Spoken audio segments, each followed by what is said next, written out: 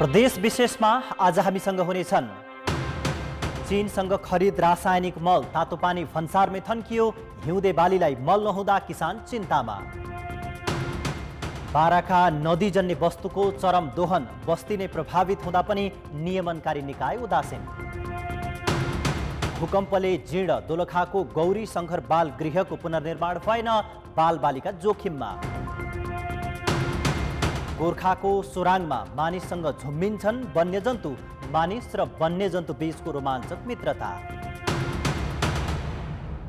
नमस्कार, म सरोज सिंह थापा। यी थिए प्रदेश विशेषमा आजका सामग्री। यस बाहेकका सामग्री समेत हामीसँग रहनेछन्। हेर्दै गर्नुहोस् प्रदेश विशेष समाचार, समीक्षा र सन्देश।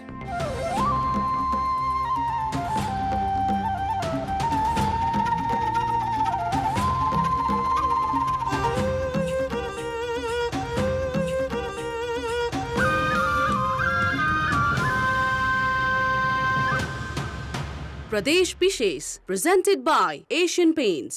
सुरुमा प्रदेश संक्षेप।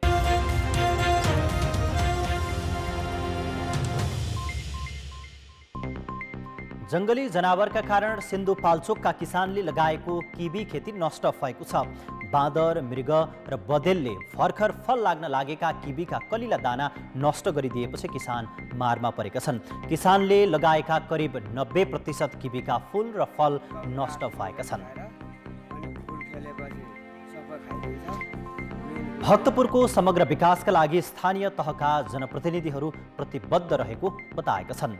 भक्तपुरमा आज आयोजित बधाई तथा शुभकामना कार्यक्रममा मध्यपुर नगरपालिकाका प्रमुख सुरेन्द्र श्रेष्ठ, सूर्यविनायक नगरपालिकाका प्रमुख वासुदेव थापा र चागु नारायण नगरपालिकाका प्रमुख जीवन खत्रीले राजनीतिभन्दा माथि उठेर जिल्लाको शिक्षा, स्वास्थ्य, सडक सञ्जाल, रोजगारी र फोहोर मैला व्यवस्थापनलाई मुख्य प्राथमिकतामा राखेर काम गर्ने प्रतिबद्धता जनाएका छन्।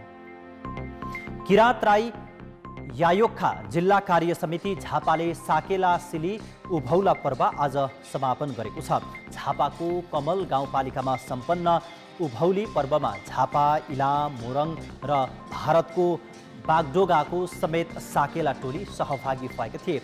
साकेला नृत्यमा मानव जीवनको सृष्टिकालदेखि मृत्युवरणको अवस्थासम्मका हरेक क्रियाकलाप प्रस्तुत गरिएको थियो। हामीसँग बाँकी नै छन्। लोप उन्मुख लेप्चा समुदायका युवा पुस्ता संस्कृति संरक्षणमा जुटे, सांस्कृतिक गतिविधि मार्फत पर्यटक तान्दै। र भूकम्पले जीर्ण दोलखाको गौरी शङ्कर बाल गृहको पुनर्निर्माण भएन, बालबालिका जोखिममा। प्रदेश विशेष प्रेजेंटेड बाय एशियन पेंट्स। प्रदेश विशेषमा पुनः स्वागत छ। धान र मकैमा हाल्ने मुख्य सिजनमै रासायनिक मल नपाएपछि किसान भौतारी रहेका छन्। तर उत्तरी छिमेकी चीनसँग खरिद गरिएको रासायनिक मल तातो पानी भन्सारको गोदाममै थन्किएको छ। कृषि तथा पशुपक्षी विकास मन्त्रालयले भन्सारबाट छुटाउने अनुमति पत्र नदिँदा 500 मेट्रिक टन मल भन्सारमै थन्किएको हो। लामो समयदेखि मल अभाव भएकाले मकै, हिउँदे धान र तरकारीका लागि मल नपाउँदा कृषक चिन्तामा परेका छन्। धान लगाउने सिजन सुरु भइसके पनि अझै मल आउने अत्तोपत्तो छैन। बेलैमा मकै, धान र तरकारी जस्ता बालीमा मल हाल्न नपाउँदा कृषक उत्पादन घट्ने चिन्तामा छन्। मल भएन भने बाली बिरुवै नहुने हो। अब वस्तुको मल पनि राख्न चाहिँ, तर हल्का देशी मल नराखिकन कमै नहुने हो। यसपालि झन् मलै पाएर मल अभाव झेल्नु पर्दा किसानले सरो मकै दोहोऱ्याउन पाएका छैनन्। यति मात्र होइन, बर्खे बालीका लागि धान र कोदोको बिउ राख्न समेत ढिलाइ भएको छ। मलको प्रयोग गर्ने याममा वर्षेनी अभावको सामना गर्नु परेको छ। सरकारले चीनबाट खरिद गरेर ल्याएको मल नाकामै थन्किएर बस्दा किसानलाई अर्को चिन्ता थपेको छ।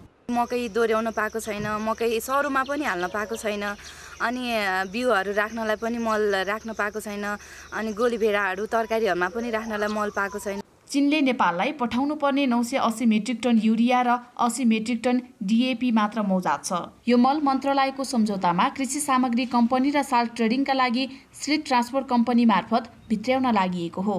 तर मन्त्रालयले स्वीकृति दिएको छैन। मल खरिदका लागि जिम्मा पाएको कम्पनी र मन्त्रालय बीच प्रक्रिया नमिले जफत गर्ने चेतावनी भन्सार कार्यालयले दिएको छ। 250 मेट्रिक टन आएर गन्तव्यतर्फ गइसकेको छ। बाँकी 500 मेट्रिक टन अहिले हाम्रो गोदाममा रहेको छ र व्यवसायीले त्यसको डकुमेन्ट ल्याउनको लागि मैले भनेको छु। डकुमेन्ट आउनासाथ हामी यहाँबाट छुटाउँछौँ। नेपाल सरकारको अनुदानमा सुपथ मूल्यमा पाउने मल भन्सारमै रोकिँदा किसान अप्ठ्यारोमा परेको छ। चीनबाट छिटो र सुलभ मूल्यमा नेपाल आएको मल तत्काल सरकारी प्रक्रिया मिलाएर भित्र्याउन सके किसानले मल अभाव भोग्नुपर्ने थिएन। कान्तिपुर समाचारका लागि कमला पाखरिन, तातोपानी, सिन्धुपाल्चोक।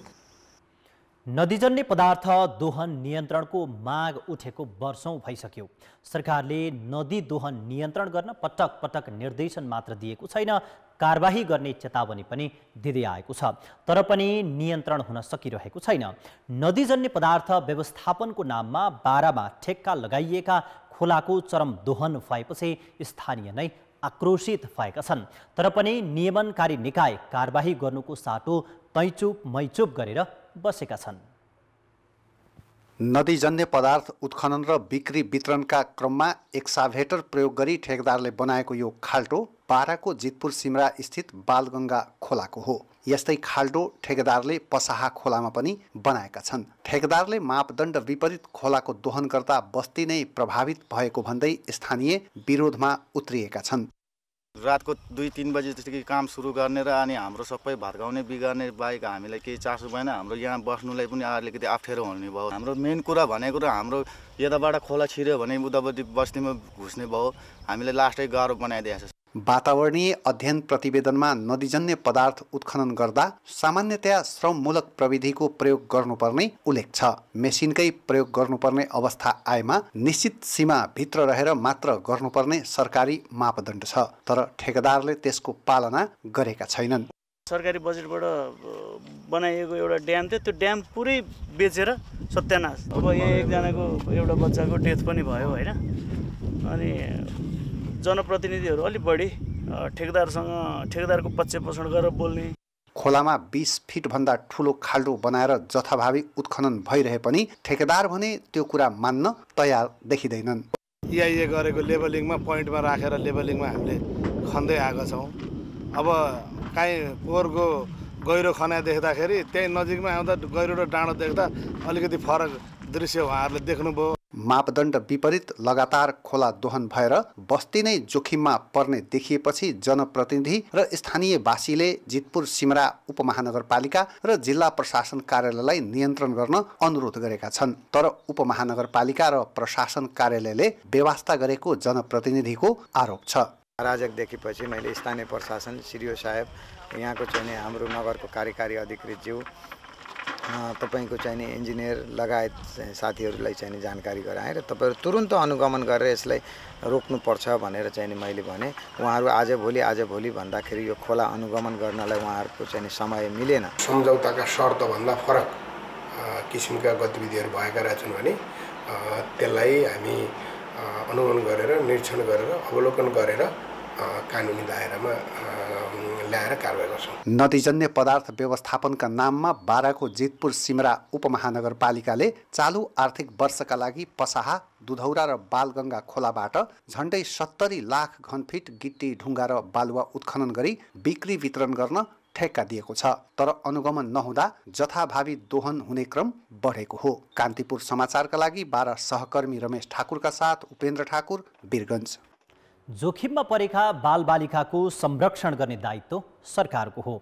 यस्ता बालबालिकाको सुरक्षाका लागि देशका विभिन्न जिल्लामा बाल गृह निर्माण गरिएको छ। तर दोलखाको गौरी शङ्कर बाल गृहमा बस्ने बालकको अवस्था भने दयनीय छ। भूकम्पले चिरा परेको भवनको चिसो भुइँमा रात काट्नु उनीहरू बाध्य छन्। बाहिरबाट हेर्दा चटक्क परेको यो भवन दोलखाको गौरीशङ्कर बालगृह हो। भूकम्पले चिरा परेको यो बालगृहको भवनमा 28 जना बालकलाई जोखिमपूर्ण रूपमा राखिएको छ। यहाँ राखिएका बालकलाई जोखिमपूर्ण भवनको चिसो भुइँमा रात काट्नुपर्ने बाध्यता मात्र छैन, बिहान उठ्ने बित्तिकै खानेपानीका लागि आधा घण्टाको दूरी धाएर पानी ल्याउनु पर्ने हैरानी पनि छ। उनीहरूलाई पढ्न नजिकै विद्यालय छैन, करिब 1 घण्टाको पैदल हिँडेर विद्यालय पुग्नुपर्छ। यो बालगृहमा हुम्ला, कालीको, रोल्पा लगायतका जिल्लाका जोखिममा परेका बालक राखिएको छ। हाम्रो कोठामा एउटा कार्पेट पनि छैन, अनि अहिले बर्खा लाग्यो हैन, अनि चुइरहेछ पानी, अहिले झन् एकदम गाह्रो हुन्छ। अनि झ्यालको सिसाहरू पनि छैन हैन, अनि मच्छरहरू छिर्याछिरे गर्छन्, रातभरि सुत्न पनि पाइँदैन आजकल। स्कुल टाढा, अब स्कुलबाट पानी रह्यो भने रह्यो, नत्र बुक वहीँ राख्छौँ अनि भिज्दै भिज्दै आउने हो। कलिला बालबालिकालाई पोषणयुक्त खाना आवश्यक पर्छ, तर यो बालगृहका बालकले मिठो खाना र राम्रो लाउन त परे जाओस् रात समेत अनिदो बस्नु परेको छ। हिउँदमा चिसो सिरेटो र वर्षामा चुहिने भवनमा बस्दा बालकहरू बिरामी समेत हुने गरेका छन्। सरकारले पनि यसलाई त्यति ध्यान दिएको जस्तो देखिँदैन। पराकम्पन आउँदाखेरि भाइहरूलाई बाहिर निकालेर रातभरि चाहिँ नि बाहिर बस्नुपर्ने स्थिति छ। त्यो भएकोले साह्रै जोखिम छ। 53 सालमा नेदरल्यान्ड सरकारले बनाइदिएको यो बालगृह देशकै नमुना बालगृह थियो। सुरुवातमा विदेशीले सहयोग गरेका बेला यहाँ 200 भन्दा बढी बालबालिका बस्ने गरेका थिए, तर नेपाल बाल सङ्गठनले जिम्मा लिएपछि भने यो बालगृह रहेको भवन न त मर्मत भयो न त रङ रोगन नै। जोखिममा परेका बालक अहिलेसम्म पनि शास्ति खेपेरै जीर्ण भवनमा बस्न बाध्य भएका छन्। राज्यको जिम्मेवारी हो जोखिममा परेका बालबालिकाहरूको संरक्षण गर्नु, तर गौरीशङ्कर बालगृहमा बसेका बालबालिकाहरू भने हरेक रात जोखिम मोलेर बस्न बाध्य छन्। कान्तिपुर समाचारका लागि केदार शिवाकोटी, दोलखा। प्रदेश विशेष प्रेजेन्टेड बाई एशियन पेन्ट्स। प्रदेश विशेषमा पुनः स्वागत छ। मानव बस्ती विस्तारसँगै वन विनाश हुँदा मानव र वन्यजन्तु बीचको द्वन्द्व बढ्दो छ।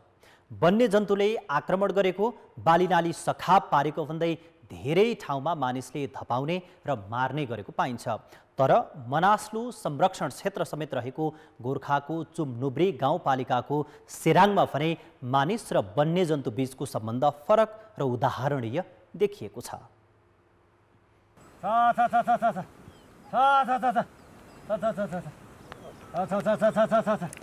यी गोर्खाको सिराङ्गी गुम्बाका लामा हुन्। यिनले गुम्बा नजिकको जङ्गलमा रहेका झारललाई दाना खुवाइरहेका छन्। गोर्खाको चुमनुब्री गाउँपालिका वडा नम्बर 5 सेराङको यो गुम्बा आसपासको जङ्गलमा पाइने झारललाई गुम्बाका लामाहरूले यसै गरी नुन र दाना खुवाउने गरेका छन्। हामीले कर्म गर्दैन, सिकारहरू खेल्नु दिँदैन, त्यही कारणले हामी नजिक नजिक आएको बच्चा जस्तो हामी बुवामा जस्तो उनीहरूले अब खाना दिन्छ, नुन दिन्छ। पशु पंक्षीको काटमार नहुने अहिंसा क्षेत्रमा संरक्षित र सुरक्षित भएकोले वन्यजन्तु झारल मानिस नजिक यसरी नै झुम्मिन्छन्।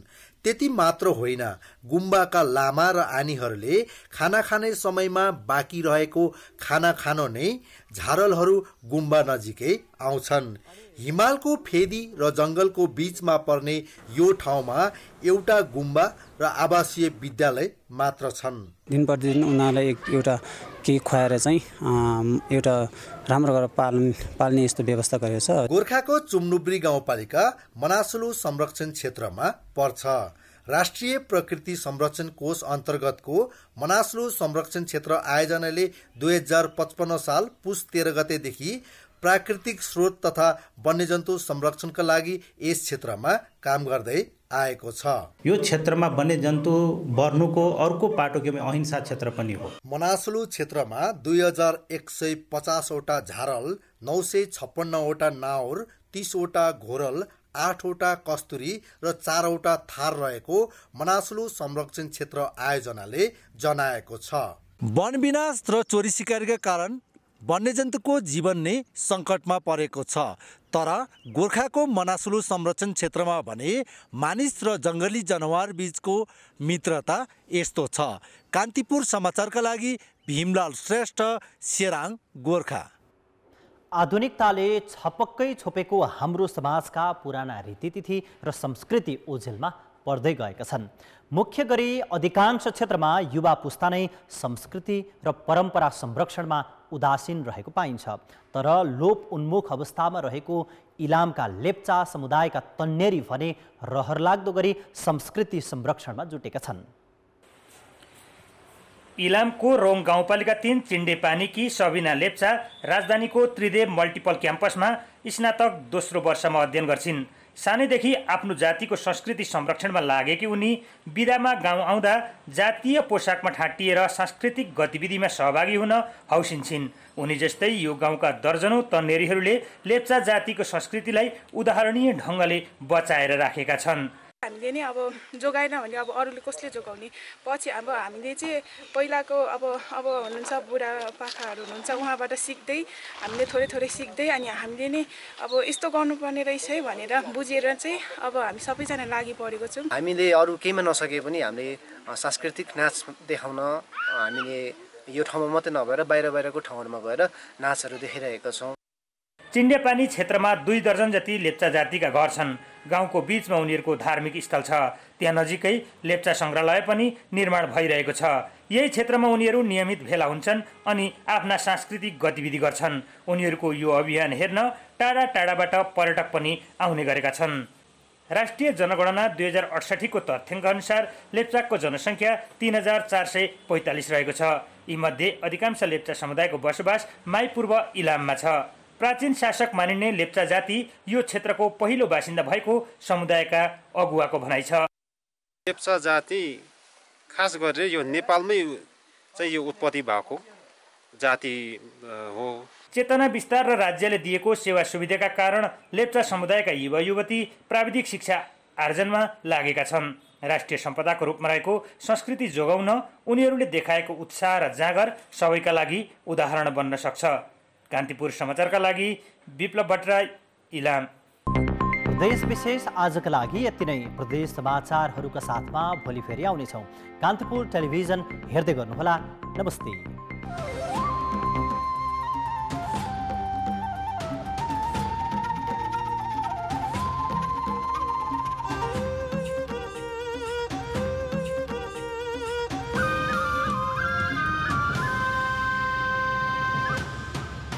प्रदेश विशेष।